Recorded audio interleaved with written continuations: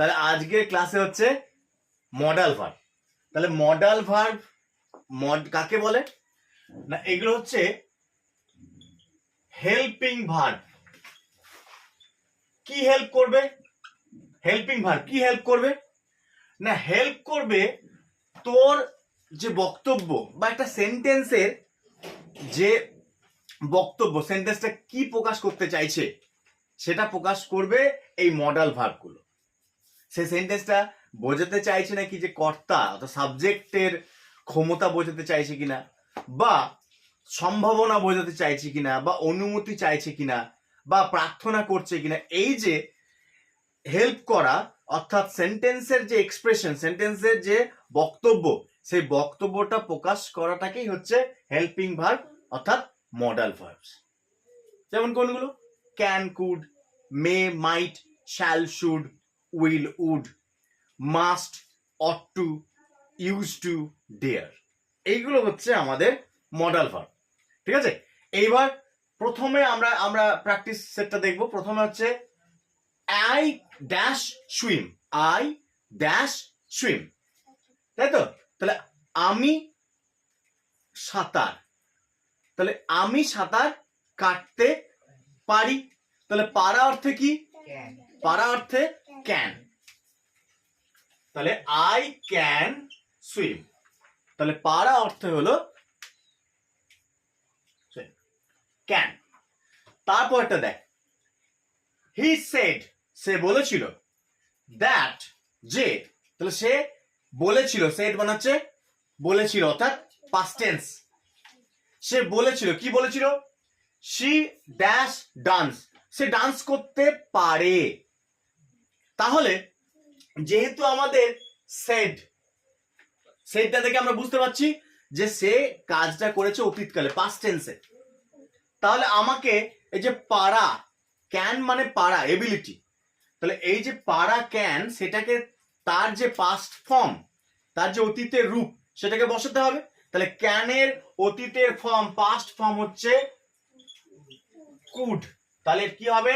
He said that, she said that C could dance. ঠিক আছে, বেশ। তারপরে তারপরে বলছে ড্যাশ আই কাম ইন, তাহলে একটা অনুমতি চাওয়া হচ্ছে। ঠিক আছে, তাহলে অনুমতি যখন চাওয়া হবে তখন কি হয় না, মে হয়। যদি ফর্মাল অনুমতি বোঝায়, যদি ফর্মাল অনুমতি বোঝায় তখন মে বসে। অর্থাৎ ফর্মাল অনুমতি মানে তোমার কোনো অথরিটির কাছে, কোনো বড়দের কাছে তুমি পারমিশন চাইছো, সেখানে মে বসাবো। ঠিক আছে, অনুমতি চাওয়া। আর এমনি সচরাচর ক্ষেত্রে, ইনফর্মাল ক্ষেত্রে ক্যান বসানো যেতে পারে। তাহলে যখনই আমরা অনুমতি চাইবো ফর্মাল কেসে, তখন সেটা হচ্ছে মে বসে। তাহলে মে আই কাম ইন।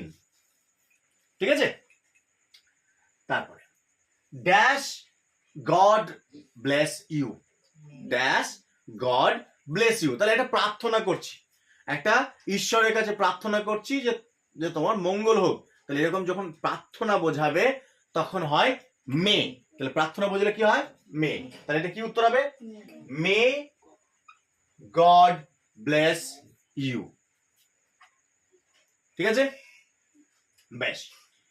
এরপরে দেখো, উই ইট, আমরা খাই, সো দ্যাট, যাতে, উই ড্যাশ লিভ, তাহলে উদ্দেশ্য বোঝাচ্ছে, আমরা খাই, কি উদ্দেশ্য? খাওয়ার উদ্দেশ্য কি? বাঁচা। তাহলে we eat so that we may live. ঠিক আছে, তাহলে we eat so that we may live. ঠিক আছে, তাহলে উই ইট এর পরে, এটা খুব ইম্পর্টেন্ট, এটা খুবই important, we eat so that we may live, যাতে আমরা, তাহলে মেটা আমরা কি না উদ্দেশ্য বোঝাতেও কিন্তু আমরা ব্যবহার করছি। এরপরে ইট ড্যাশ রেইন টুডে, আজ বৃষ্টি হতে পারে, তাহলে সম্ভাবনা বোঝাচ্ছে। তাহলে সম্ভাবনা বোঝালে কি হয়? মে। তাহলে ইট মে রেইন টুডে, ঠিক আছে? It may rain today. তাহলে সম্ভাবনা বোঝাতে আমরা মে বসাই।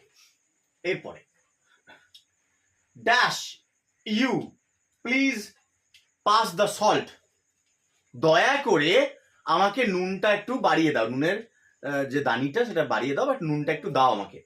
তাহলে যে এই যে তুমি কি করছো না, রিকোয়েস্ট করছো। কি রিকোয়েস্ট করছো? যে তোমার একটা রিকোয়েস্ট, তোমার কি বলে, একটা পোলাইট একটা রিকোয়েস্ট, একটা তোমার কি বলবো, নম্র একটা অনুরোধ করছো, সেক্ষেত্রে কি হয়? কুড হয়। সেক্ষেত্রে কুড হয়, ঠিক আছে?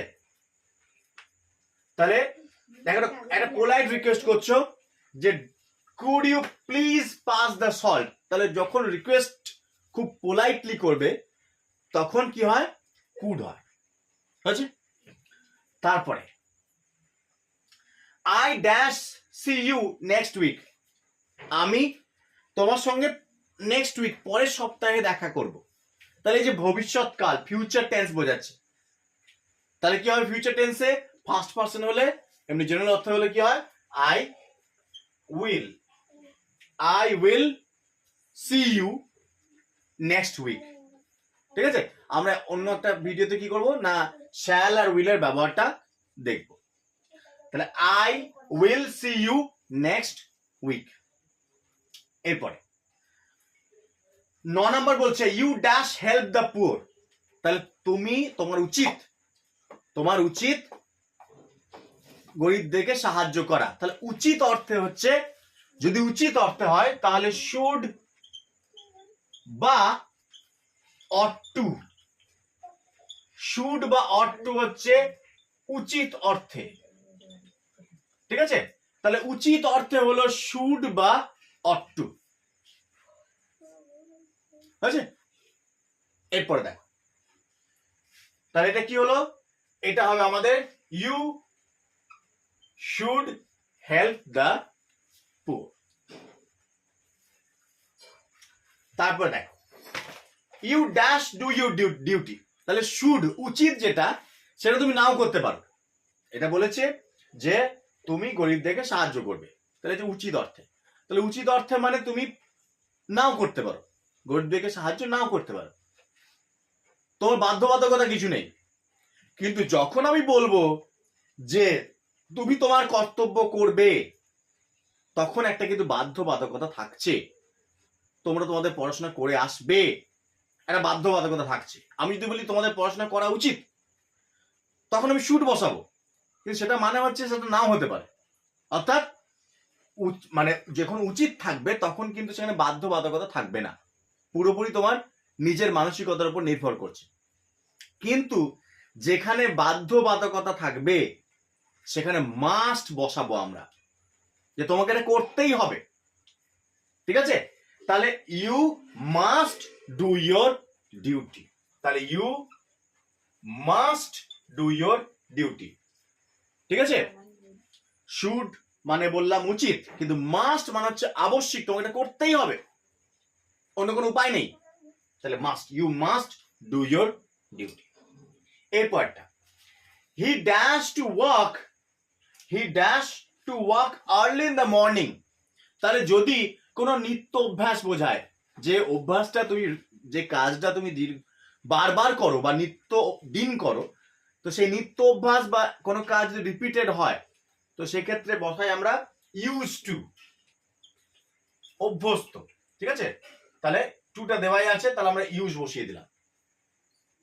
তাহলে we use to work early in the morning, তাহলে ইউজ টু কথাটা আমরা ব্যবহার করি কখন না, যদি বারবার কোনো কাজ, বারবার কোনো কিছু করি, নিত্য কোনো অভ্যাস বোঝায়, তখন আমরা ইউজ টু কথাটা ব্যবহার করি। তারপরে দেখো how dash he take my bicycle without asking, তাহলে তার সাহস কি করে হলো আমাকে জিজ্ঞাসা না করে আমার বাইসাইকেলটা নিয়ে যাওয়ার? তাহলে এই যে সাহস, তার সাহস হলো কি করে? এই যে সাহস কথার অর্থ হচ্ছে ডেয়ার।